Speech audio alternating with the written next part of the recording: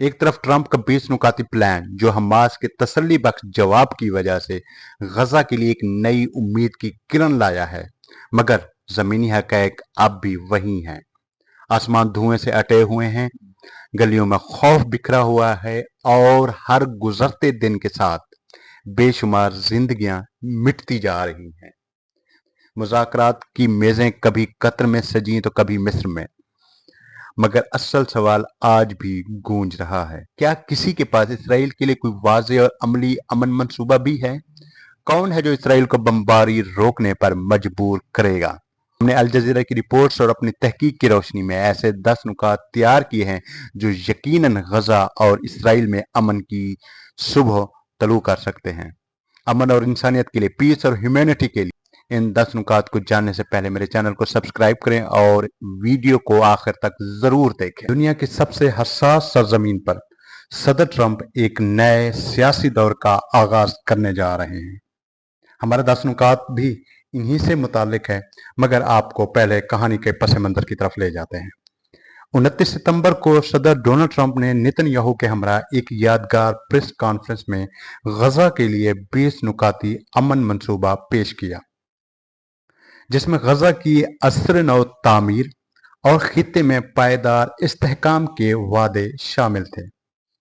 इस मौके पर सदर ट्रंप ने वाज़ेह किया, अगर हमास ने इस मुआहदे को तस्लीम ना किया तो उसके खिलाफ फौरी और सख्त कार्रवाई की जाएगी और पैदा होने वाली तबाही की जिम्मेदारी भी उसी हमास पे लागू होगी। हैरत अंगेज तौर पर हमास ने इस मंसूबे पर मुस्बत रद्द अमल दिया है। उसने मूवियों की फौरी रिहाई की आमादगी ज़ाहिर की और कहा कि तबादले के लिए मुनासिब मैदानी इंतजामात और बैन अल-अक़वामी सालिस फराहम किया जाए ताकि वह मुज़ाकरात करके इस अमल को मज़ीद आगे बढ़ा सके।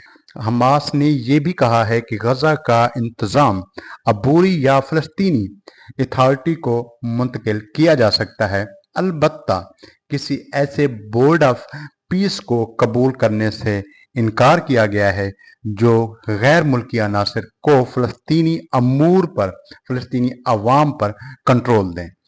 ताहम सदर ट्रंप ने हमास के इस रद्द-ए-अमल का खैर मकदम किया और इसराइल से फौरी बमबारी बंद करने का मुतालबा किया। ये रद्द-ए-अमल इसराइल के लिए बिल्कुल ही गैर मुतवक्के था, क्योंकि तारीखी तौर पर हमास न तो हथियार डालने पर आमादा रही है और ना ही अपने सियासी असर रसूख में कमी का रिवायती मुजाहरा किया है।